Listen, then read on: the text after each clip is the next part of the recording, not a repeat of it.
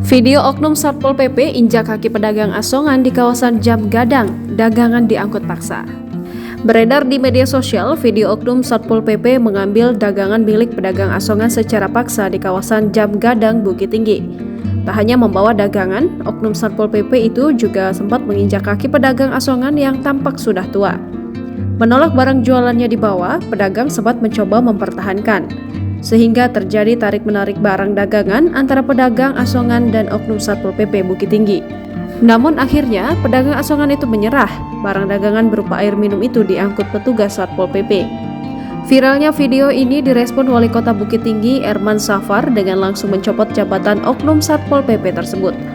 Erman Safar juga berpesan agar Satpol PP dalam menertibkan pedagang dengan beretika dan sopan santun. Sebab Satpol PP digaji oleh uang rakyat.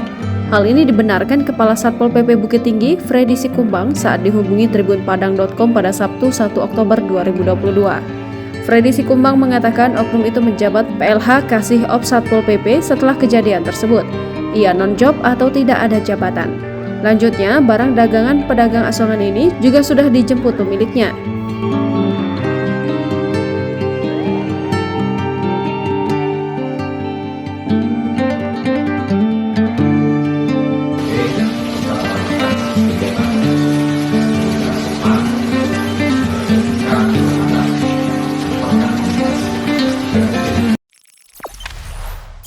Jangan lupa subscribe, share, komen, dan like ya.